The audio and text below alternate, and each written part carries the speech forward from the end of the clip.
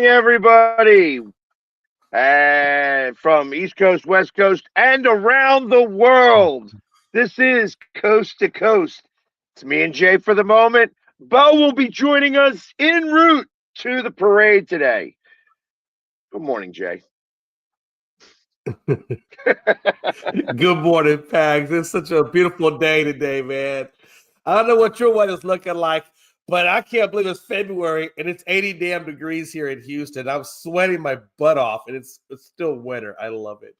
So they announced yesterday. Yesterday was the first day that we had under 5 inches of snow that sustained. So it was the longest. It was the third longest time in Philadelphia history that we had 5 inches of snow at least. And that had not melted. So we're going through a little bit of a warm front right now. It's supposed to be every bit of like 34 degrees today, I think.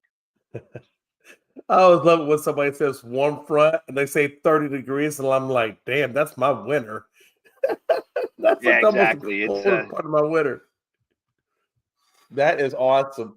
Do you know that's the difference between where you live and where I live? Where you live, and if you get 5 inches of snow, you're like, we'll still go to school. Not a big deal. In Houston, you get 5 inches of snow, the whole damn city shuts down like coronavirus. Oh, I can believe that.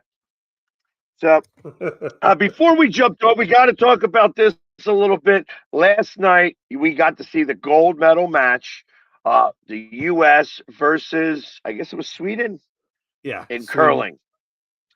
And I tell you, it was like a nerve-wracking match. I mean, I felt like we were like it was like I knew the answer. Like I already knew who had won. It was already announced everywhere. So it's the hard part about when things are happening in Europe, because you already know who won and who lost before you get to watch it.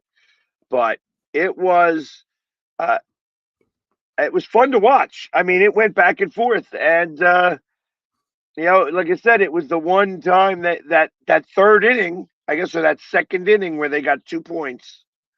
That was what started off the demise of Team USA.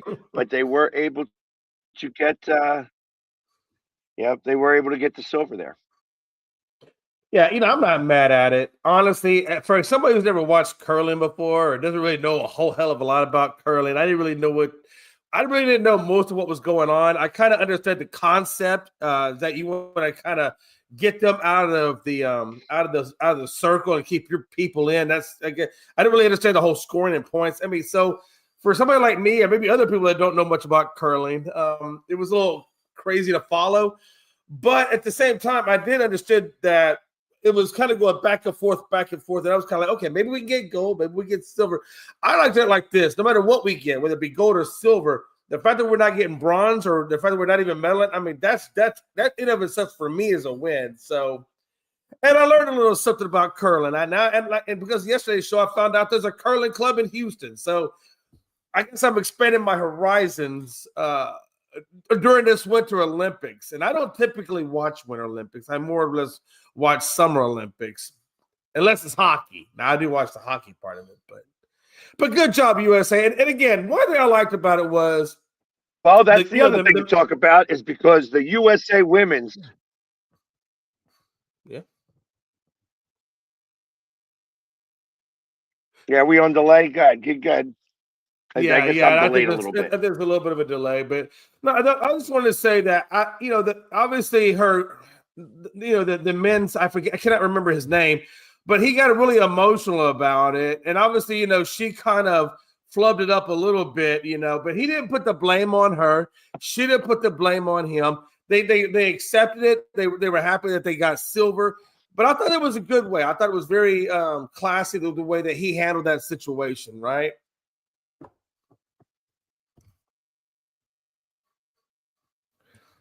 All right. I'll be back. Just wanted to get this shared out. And then once I jump in the car, I'll get back on. Well, all right. And hopefully he'll be non-delayed. Perfect. Okay, I don't know where we go because we got a delay here, but okay, we're gonna figure this All right. Anyway, out. Hockey, yeah, women's how hockey. bad is the delay? It's a little rough. They're killing it. About 5 They seconds. killed Canada. Huh? Is it about a 5-second delay? Yeah. All right. Back now. Are we back? Okay. While he goes out, I'll talk a little bit. No, while he yes, goes out. yes, no. Yeah, I got you now. I got you. But I thought there was a delay there. All right. Still bad delay, or we like I'm trying to figure out like what the hell's going on here. It figures that it's the first time I've been running the show in a minute, and now it's all screwed up. Well, I'm just glad it's not me that's messing it up. Usually I'm the one that messes up, so I'm glad it's somebody else's turn this time. All right. Well, we're doing all right. So, anyways, yes, Team USA women's hockey. So here are the scores of their first 4 games in their division: 5-1, 5-0, 5-0, 5-0. 20 goals to 1 goal.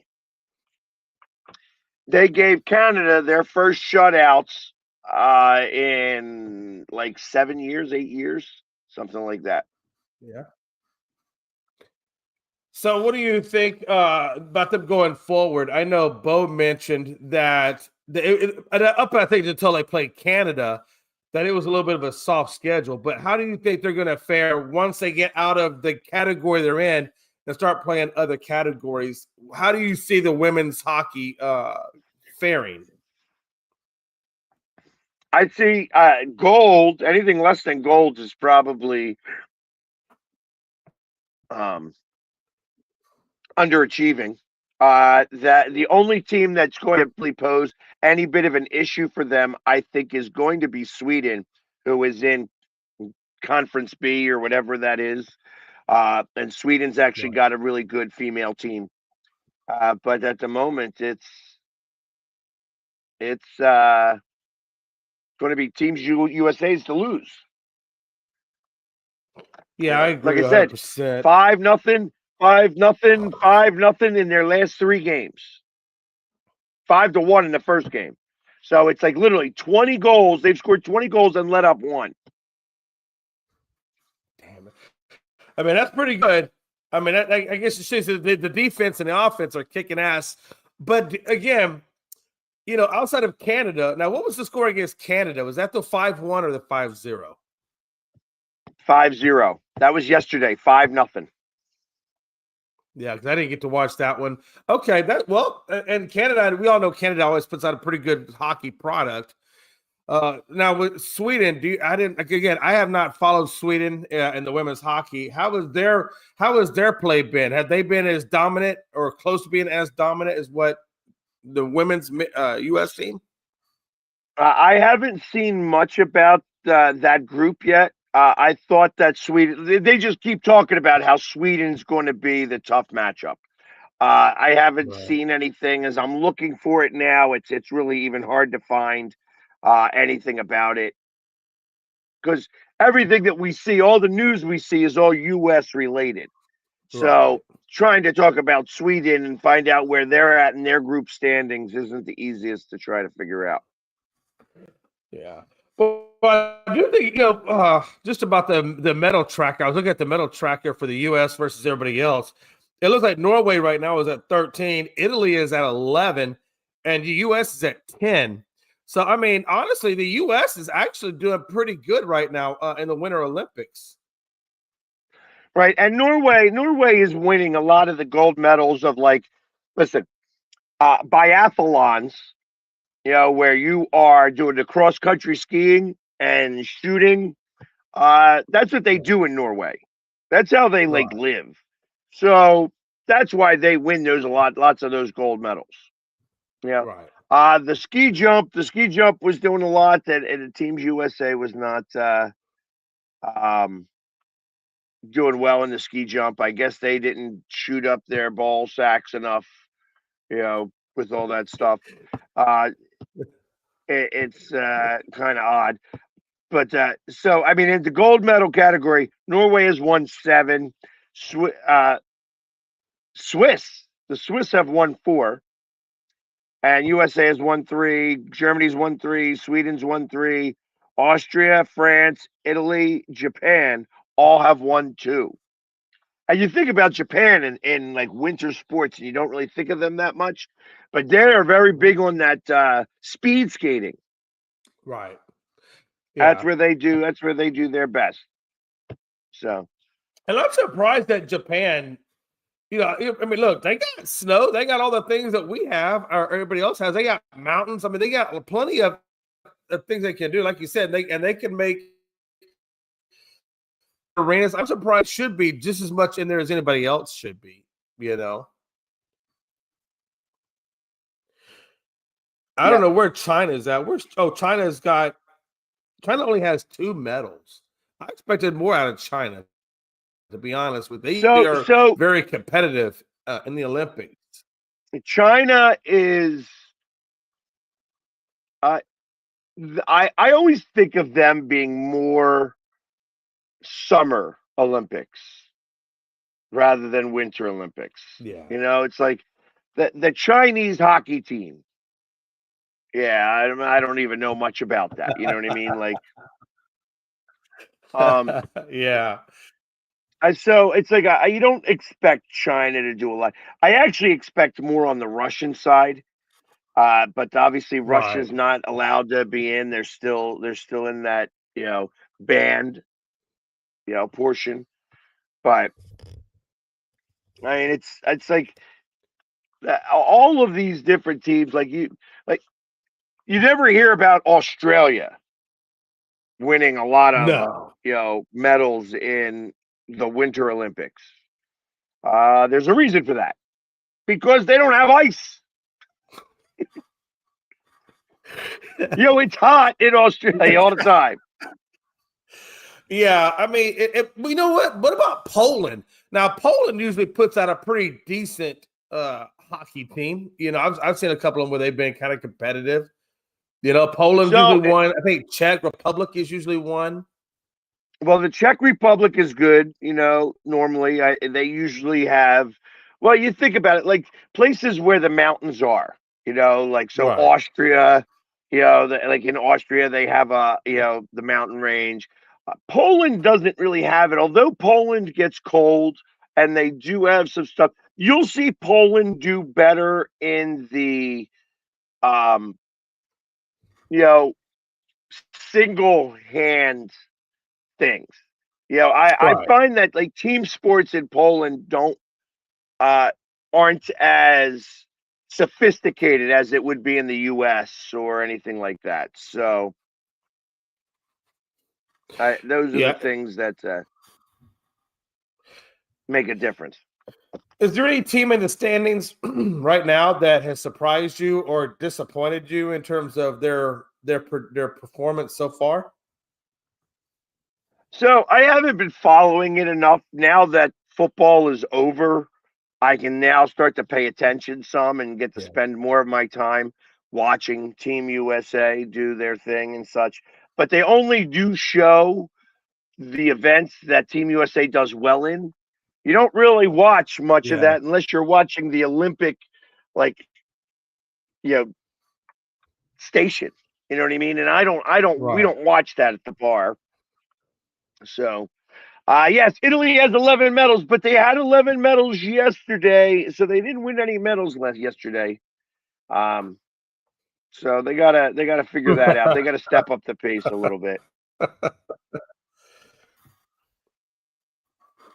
But like I said, it depends on what they're winning it for. Obviously, like Switzerland, they've got 4 gold medals, but only 7 medals in total. And the other big story from the Olympics is that these medals are breaking, that they're coming off their ribbons. So somebody didn't get a good quality medal. Yeah. With the ribbon, they're not passing them. Yeah. The metal is thick. It's the way it's fastened is not good.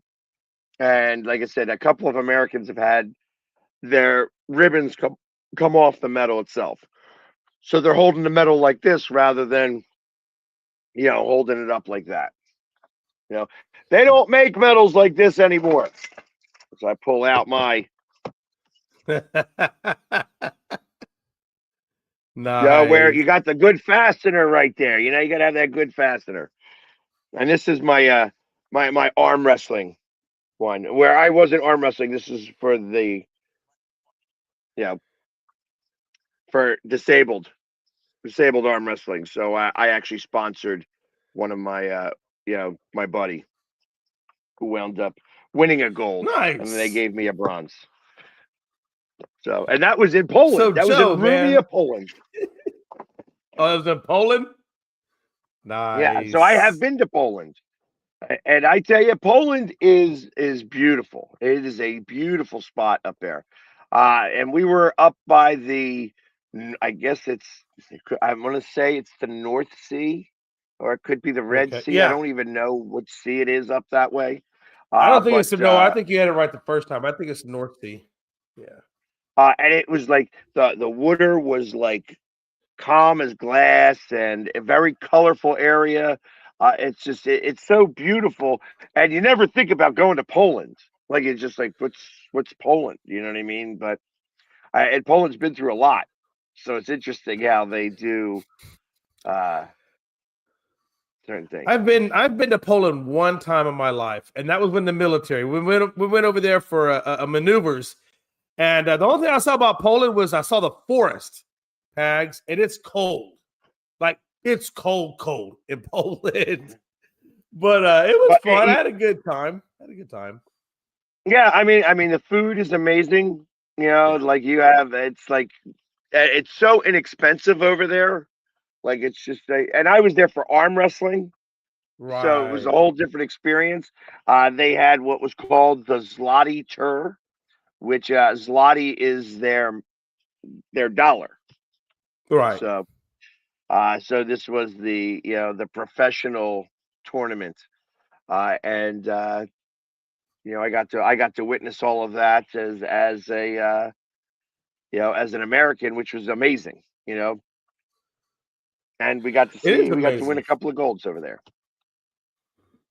Yeah, absolutely. I met the Polish president. He was pretty cool when we did maneuvers. And they're nice people. If the other people that I've met in Poland, they're very super nice. That I met, they're very nice people. I will tell you, Joe, that you would have a hard time against me, especially like let's say if there was different qualifiers in that. Like, is it what kind of spaghetti is it? Is it angel hair? Is it linguine? Because I tell you, I can eat a lot of pasta, and you throw some clams in there, and I'm eating it quick, and I could eat 2 pounds, 3 pounds at a time. I mean, I can gorge myself on that stuff. If they make that sauce right, it's so you would have a hard time, Joe. You wouldn't just be a quick win for you on that. I am Paisan, remember. How you gonna do with the meatball? I need a lot of meatballs. There you go. Angel hair spaghetti. You throw some clams in that, and I tell you, you're going to have a competition on your hands. Because I could eat. Hey, listen, in my house, if you didn't eat fast, you didn't eat at all. So it's like you had to. Well, there was definitely, I'm the skinniest of my family because I was a talker. You can't do that in my house if you want to eat. And when it came to spaghetti and clams, I could eat them like a champ. I love aioli. They don't even make it right over here in the United States. You got to go over there. Bolognese, bolognese around in America is not the same as over in Italy. Bolognese means with pork. You know what I mean? They put bacon in that stuff. Yum. I said, these damn Americans, they don't know how to make no damn good spaghetti. I make my own spaghetti and clams, and I tell you, when I make it, it's like I throw in more clams than you really need. I'll be honest I with you. get I the don't think I've whole. ever. Now, are you talking about an actual clam, or are you talking about the clam shells? No, regular clams. Like I don't like pulling apart the clams. Yeah. So I know that there's some restaurants do that. That's the thing. I want it all in there. I want them chopped. I don't want them minced. And I want like whole clams too. So I get the baby whole clams and I get the chopped clams and I get like more than I need. And I keep throwing it in there. And like, so it's like, and clams are expensive now. It used to be like it was like $1.50 a can. Now it's like $2.50 a can. And that's the Walmart price. You know what I mean? So it's I don't think I I go. have never had clams. I've never had clams in my spaghetti or even in pasta. I've never had that. So I guess I might have to try that Oh. out. Yeah, so that like I love like if I go to an Italian restaurant, I like to get the frutti di mare, which is a spicy uh you know fish of the sea, or like that's what it is. It's like clam, scallops, shrimp, sometimes lobster, stuff like that. All mussels, all in the mix, all a little spicy in an angel hair pasta. I could do that all day long. Exactly. Mussels are good too. I'm kind of a bow tie pasta. Tony Soprano, mafia. Yeah, let's Hey, let's we don't try this talk a little about the bit. Let's mafia, pull. Robert. That's we that's hush hush. You don't talk about it.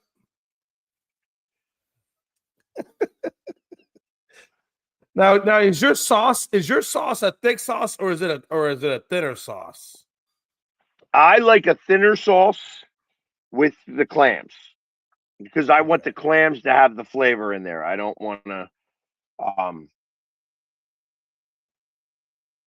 let's try this. Okay. Sorry, I'm playing with some of the settings. We'll see if this makes a difference. Oh no, Hopefully you're not. good. You're good. But I like my sauce a little on the thinner side, so I will only use puree when that is. I won't add any paste to it. Like when I have regular spaghetti, when it's like spaghetti and meatballs, I want it thicker. So then I will add the paste. But I don't just get cans of sauce. Ones that say Right. tomato sauce, tomato puree, and then you add tomato paste, the smaller cans of paste, and you throw that in the mix. Yum. So, Now, what does he um, mean by is it sauce or is it gravy? Like, what do you mean by gravy? I've never heard So that term before. gravy. So this is one of these things that has changed when we had the changing over into the new universe. You know what I mean? Because it used to be that it was gravy. You would call it gravy because gravy is sauce from meat. So that if you were making a tomato sauce, I would cook my tomato sauce in with the meatballs, the sausage, Okay. the pork ribs. You know what I mean? And you throw it all in there and it cooks in the sauce. So it creates, you get the juices of the meat put in the sauce and then it becomes a gravy. So that's where I get Right. of course, yes. That is 100%. That is so. I don't do veal as much. I don't get the ground veal, as much as I'd like to. Um, but I definitely have pork, and it's definitely meatballs, sausage, pork. You got to have it all in there. It's like that's, but you cook it after you get it semi cooked. You brown it and stuff like that. You have the rest of it cook in the sauce on a slow burn for about 3-4 hours. Once you have that, you have the juices from the meat Right. that is incorporated into the sauce, which makes it a gravy. Nice. Yeah, I like a good veal though. You give like a Uh, veal marsala? Oh heck yeah, man. 100%. Yeah, I love Oh. veal. It's yeah, I could do veal all the time, but I don't get, the stores around here don't have very good ground veal. So if I have to get veal, I have to go to like a butcher for the most part. Yeah. They just don't have it. They don't have it as easily accessible. Now I have literally an Italian deli that's 2 doors down from me that I could get all of that stuff. But like when I'm doing that stuff, I'm getting gavadils or gnocchis, things like that. Like I get the true Right. Italian stuff from them. You know what I Oh, mean? you give That's me what a I good want. gnocchi. Oh man, I had the opportunity to have gnocchi one time, and it was delicious. I mean, it was so good. I enjoyed it. I really did. Well, and, That and and a with the good gnocchi, piccata. You depending give on me the a good gnocchi, it's piccata. Yeah. yeah, the gnocchi is good. I'm big on the gavadils. Gavadils is also Yeah. real good. I love them. It's like, and I love pasta gavadils, but I like potato gnocchi. Oh I don't like man, the pasta gnocchis because they are a little too thick. You know what I mean? It doesn't cook as well. So I've never had potato in the gnocchi. I've had the pasta version. I've never had the potato version. good to see you, Owen. Go birds. Don't Oh, you say can't say it gravy in from his front mouth. of. I could understand, and that's another thing you don't do. You don't break the spaghetti. Do not Yeah, break the spaghetti. Ever, never. That's a big no on the spaghetti. You don't do it. yeah. Now, why is that though? Why would you not want to break it? Did it do something to the taste or the texture? What's going on with the breaking of the pot? Or do you just like it long? Well, I like mine long. I don't have a problem if you break it. It's not as big a deal to me. But it's like and if you're Italian and you break the spaghetti, it's like breaking your heart. Ah, okay. So it's disrespectful to break it, basically. That's kind of it. It's like Okay. there was a whole thing on Instagram about women breaking the spaghetti to it in front of Italian men, and they're like, oh, and they would throw it out like, no, no good, no bueno. No, yeah, Robert, it's not that we don't have Italian food here. It's just we don't have. I don't think we had the true authentic. At least not where I live. We don't have the true authentic. I'm sure there's some places in downtown that you can get authentic Italian. But if you talk like to the average people that make it, like my mom or my aunts or my friends, we just make your generic spaghetti and meatball. But we're not doing anything crazy over here. You know what I mean? Olive Garden, you are correct. Is definitely not Italian. It is What? Who not said Italian at that? all. Who said that? Who said what? What? Robert says, "Oh, and Olive Garden is not Italian." You are What's that? correct. That is not Italian. What's the other one? Is Carrabba's? Is Carrabba's Italian or is that fake Italian? Uh, Carrabba's is better Right. than Olive Garden, but I wouldn't necessarily call it Italian. Um, it's like Carrabba's is better known for brick oven pizza, isn't it? That's really Yeah. what No, they're you can known get for. good pizza there. Yeah. And you can see So, them cooking I, the food. Like they have the nice little, I guess you can kind of see them making the food behind there. Yeah. It's not bad. Now we do got some fine dining though places, Pags. You could get really good Italian food, right? But again, you're gonna pay a little bit of money for that. So if you want to get the real Italian, you got to pay for that. listen. Any good restaurant right now, you're going to pay for. Yeah, So that's how that works. It's like right. there's no, there's some hole in the wall restaurants that have some, you know, like, hey, they came from the home country that started a restaurant there and back in like your area, and they have like great food, and they may not have their prices as high as some of these corporate settings and such like that. But in the most parts, you're going to pay now for good food. Good food costs money, as it should. It's I like. And listen, not every place like when you're going up the Amalfi Coast, they have these little restaurants that have like 6 tables. And that's all it is. It's like 6 2-tops or 4-tops or whatever. And it's somebody's house. That's what it is. It's somebody's house that if you stop in, you can eat their home cooking, because that's what they're doing. They're like, oh, yeah, it's you don't understand a word that they're saying, because I don't speak Italian even in the slightest bit. and and it's all you is eating, and it is so delicious, and it doesn't cost much of anything. It's like very inexpensive to do that. But you can't do that here in America. Everything costs. I mean, just to import anything here, you get the tariffs on it, so it's going to cost you a lot of money. Now, Pags, I'm going to go back for a second. So, in your family, there you go. Hold on, Joe's got Austin, Texas. Whenever we're in Austin, I tell you what, Joe. When I go to Austin, I'm going to look him up. Oh, Joe, hey, can you put the name of that restaurant in the comments? I'd like to go there too. Austin's a little bit closer to him than me.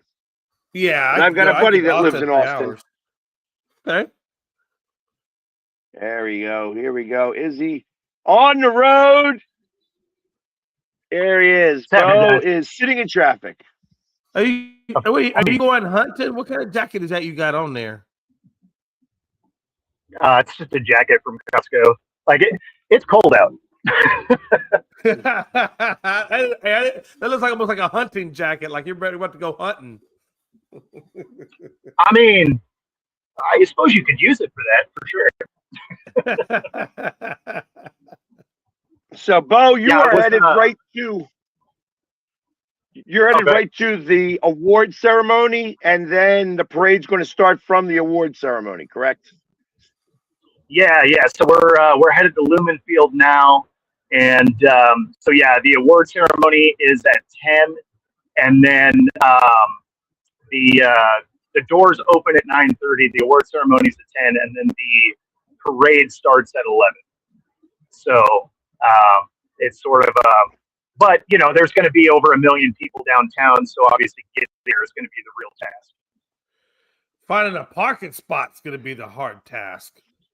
Oh yeah, I'm not doing that. I'm I'm going to drive to Rob's, and then we're going to run up to the light rail, and we're going to take the light rail into town. We're not going to try and park downtown because that doesn't exist. Yeah, no, I can imagine. But I was going to say either do the light rail or do Uber. Either one of those will probably get you where you got to do. Uber would be so expensive right now. Yeah, you're right. Yeah, everybody their mother's going to be. Yeah, you're right. They're probably going to jack up the prices. Yeah, it's that surge pricing. Gino's restaurant, huh?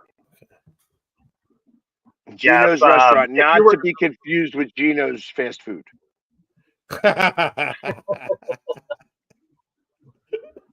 I'm gonna go there too. And Mom says Mom's very happy that you made it.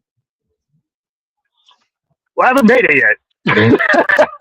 No, that you made it onto the show. Oh, okay. So, I was going to say let's curb expectations. What has been the feeling in Seattle since this win? Like, it's obviously it's your second Super Bowl. It's always a little bit different than the first Super Bowl, and it's so the feeling might be a little less than it was before, but you got to feel that you've got some retribution that you were able to get on the Patriots from 11 years ago. What's the overall feeling? That's a key component of it, right? Is because that second Super Bowl, or of the back-to-back third Super Bowl overall, but that one left such a bad taste in your mouth that this one it really gives you a similar feeling to the first one. Nothing beats the first one, right? Because you've never been there, you've never won it before, and so there's nothing that's going to quite compete with that. But if there was one to get you close, it's this one because it was the Patriots. Now, that being said, they are wildly different teams and everything. And I actually have a graphic for tomorrow to to illustrate how close the two defenses were in the two championship years. You know, interestingly enough, there's a thing that's going around right now that I figure since I mentioned it, you'll be able to find this tomorrow. They ranked the 60 Super Bowls and the winners. And of course, because yours was the 60th, I think they have the Seattle Seahawks as them winning as number 4 on the list. You know, last year's Eagles were like 40th. And I'm like, it's so ridiculous. Whoever makes these lists, I'm going to make a list of how I rank the 60 Super Bowls, and I'm going to put it as it's for real, rather than somebody who's from Dallas who decided to put all the Dallas ones. It was a Dallas. Okay. Hey, whoa. Let's stop the Dallas hate, okay? A little bit now. There's some bias. There's a little bias. So that might send Philly down the list a little bit. So I can see that. In fact, if Aikman was involved, Seattle's wouldn't even be on the list because that dude hates Seattle like nothing else. But yeah, I would be curious to see the list though. If you have the link, send it to me in the chat later. Because I'd be curious to see where some of these things fall. Because I think that'll be those lists are usually laughable. So I am going to create my own list, and I'm going to use a couple of different AIs. I want AI to tell me them to rank the Super Bowls as they did it, and that's probably what happened here. Somebody said, "Hey, listen, analyze all of the Super Bowls and put them in order of." What would be considered the best Super Bowl and considered the worst to the worst. I mean, obviously, the 55-10 Super Bowl is not a good Super Bowl. You know what I mean? Yeah. The Super Bowl that we lost, 35-33, you know what I mean? Or 37-35 is got to be one of the top ones. You know what I mean? I would think. You know what I mean? And we didn't even win that one. So just because of, I agree with you there. I think obviously our 43-8 against Denver. It was awesome if you were a Seahawks fan, but it wasn't a good Super Bowl. That next year, even though we lost to the Patriots, was a fantastic game. Right, because it goes down to the very last second, and it's like you think about Buffalo's 19-17 loss. And the Super Bowl, you know what I mean? So that would have to be highly ranked because that went to a missed kick to win the Super Bowl. The Titans losing on the 1 yard line to the Rams. That has to be a great Super Bowl. You know what I mean? Those are the Super Bowls that I think of that are when there's a lot of scoring. That's why I put that Kansas City Eagles Super Bowl really high up because it was a lot of scoring. Came down to the last minute. They wound up winning the game with 40 seconds left to go, and we're not able to. We're out of timeouts. We didn't have anything that we could be able to do, and we end. It ends with a knock it down. You know what I mean? So you could talk about even the Brady, the first one we won. Good. Well, and there's also the what's an underrated one, but it was such a crazy game, was the Harbaugh Bowl, right? Yeah. Because it was an absolute domination in the first half. Then the power goes out, and then the other team wakes up, and it ends up being a really close game. Correct. But why is it that defensive? Oh, did I lose signal there? Yeah. Why is it that defensive Super Bowls aren't as popular as offensive Super Bowls? You know what I mean? Because it's hard to play that strong of defense. I mean, but it doesn't get that much credit. So, because of what we saw in the first 3 quarters, ultimately, and this happened the last time the Eagles won. The first Super Bowl, the next Super Bowl that happened, nobody scored in the first 3 quarters. The game ends 13-3. that's not a fun game to watch. Right. You know what I mean? It's boring. Here, this was a little bit more exciting because you did have some sacks and such like that. But ultimately, the fact that there was no scoring in the first 3 quarters, that all you're getting is field goals, stinks. Nobody wants to see that. Right. They want to see touchdowns. They want to see bigger plays. Right. What do you Those are think the is tunnel better, right though? now. So Yeah. What do you think is better? Would you rather see like a slugfest, or would you rather see a well-balanced game that's competitive on both sides of the ball for both teams? So, it's funny that you put it like that because,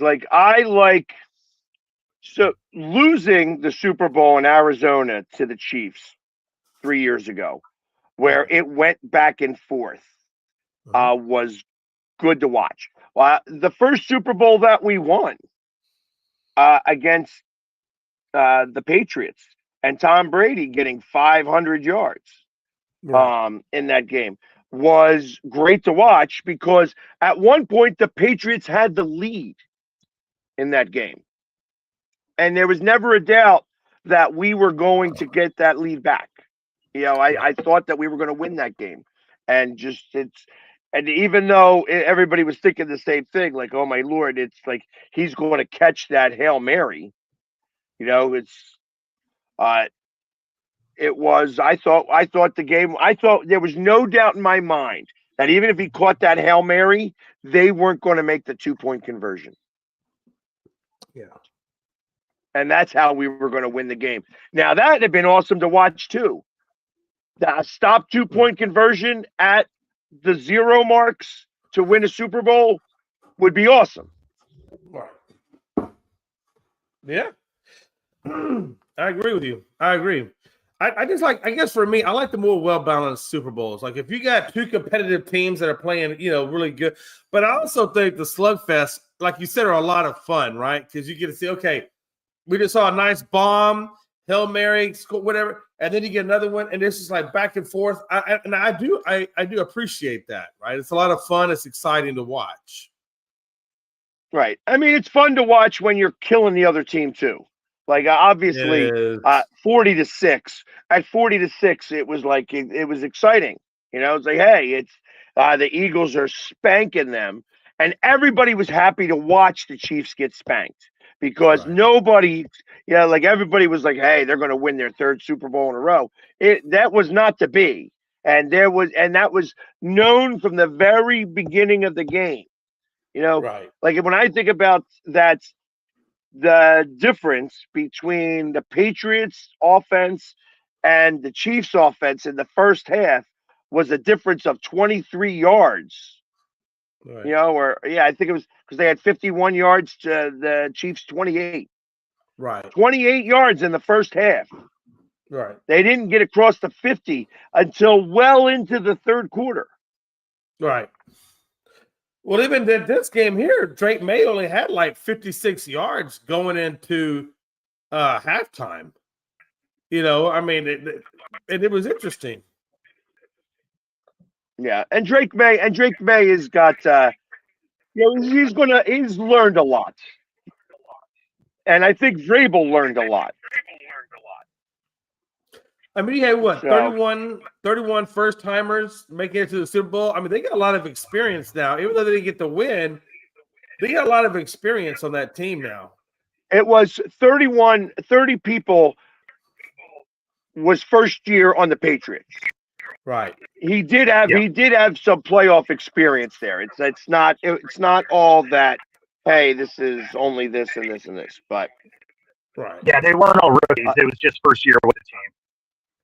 Yeah. Right. So what are y'all expecting next year? I mean, I know a lot of people, or at least I saw a couple of graphics that said that the New England wasn't even going to make the playoffs, and they were attributing it to their schedule that they were going to be playing. But what do y'all think? Do you think the Patriots make it back?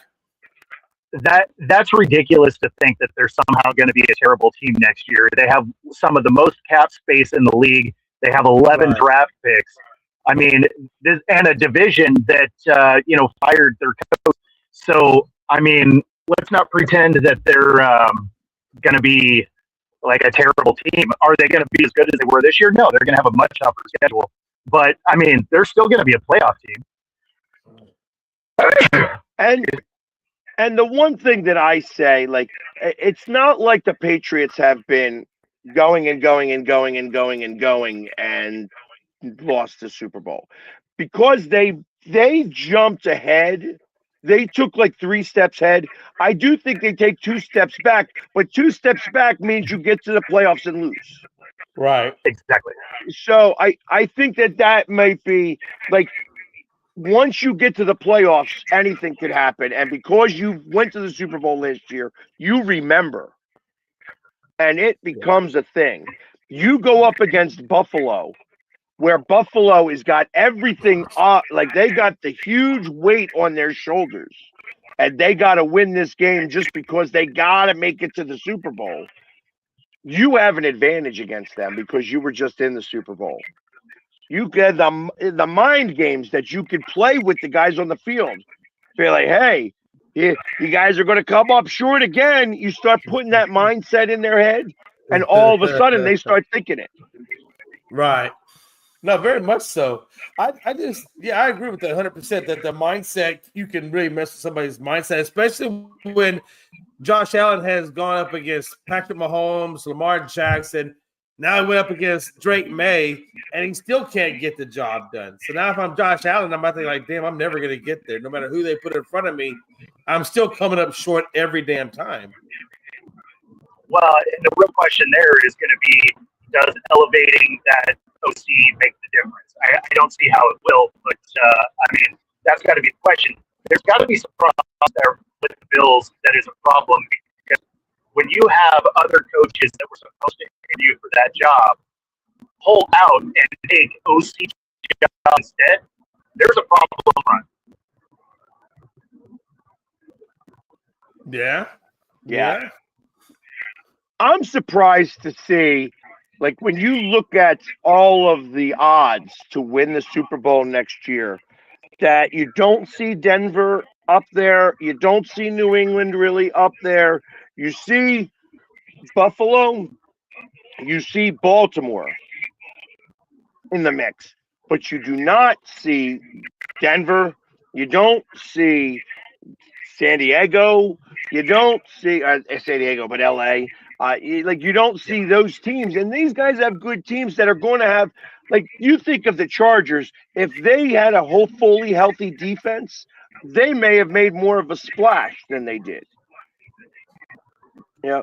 No, 100. The 49ers, the 49ers are going to have a little bit of a hard time. I think that depends on who they get in their draft. I think they're going to have to go heavy for a tight end, somebody who could replace Kittle. And if they could use that, if he could find that relief valve, I mean, because they're going to lose Ayuk, obviously. He's going to wind up somewhere else. They never had him anyway. Yeah, but it's like, obviously, it's like that's, but they're going to get some compensation is kind of what I'm getting to that. Like, they're going to get somebody back for that. Right. I think that I think for them, it's going to be whether or not Bosa and Warner can stay healthy next time, because the lack of pass rush was a real problem. And then, the other question is CMC, similar to Joe Burrow, tends to be hurt every other year. He was healthy this last year. So then the question becomes, can CMC stay healthy 2 years in a row? If they stay healthy, that's a very good team still. Yeah. And is Trent Williams going to be able to play? Like that, I mean, that's, again, you have the best offensive tackle in the game, even at his age, that even when he's at 80%, he is still better than most of his counterparts in the league. That, is he going to retire? Is he going to play another year? The one thing that went unnoticed here is that isn't Jason Peters the offensive line coach for Seattle? Actually, I don't remember who our line coach is up in. I think it is Jason Peters. I know that he made it, like he finished with Seattle and then remained on the staff there.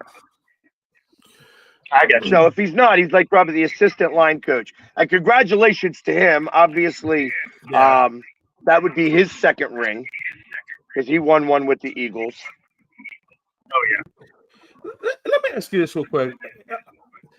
I want to kind of talk about the Raiders, if I can, just for a second. I saw where Kubiak was saying that he would love for Max Crosby to stay with the team and build and go to the Super Bowl. But do you guys really think that's the best thing for the Raiders? Because I'm thinking, like, if I'm Max Crosby, do I really want to try to be part of this organization where it's going to take them a little while to get back to the playoffs? And do I want to waste that many years? If I'm him, number one, I probably want to go to a contender at some level. And then number two, if I'm the Raiders, would you want to try to get as many draft picks to surround Mendoza if that really is your quarterback of the future? So, a couple of things there. Yeah, I mean, if you want to trade him, obviously you would get the draft picks. They have draft picks anyway. They also have an insane amount of cap space. So, I mean, they have things they can do anyway. But Max Crosby did go on the herd and kind of dispel the rumors that he's trying to get out of there, wanted out. He just said that at this stage in his career that he just doesn't respond to any of it. So he just lets people run whatever story they want. But that he's not trying to force his way out. He's just trying to be the best player there. And so it doesn't sound like there's pressure from Crosby to get out of there. Now, if they move him for draft picks, hey, fair enough. But it doesn't sound like the pressure's coming from his side if it did happen. Yeah. What do you think, Pags? If you were Max Crosby, would you want to stay there or would you want to try to compete for a ring now?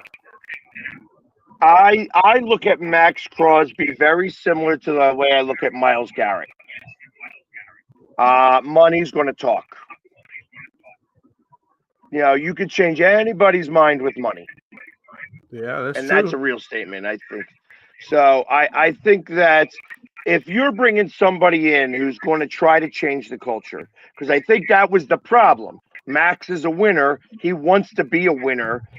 If you are going there, if you are there and you think you're going to lose, which is what everybody thought in Vegas, I think that weighs on you if you are a competitor and a winner.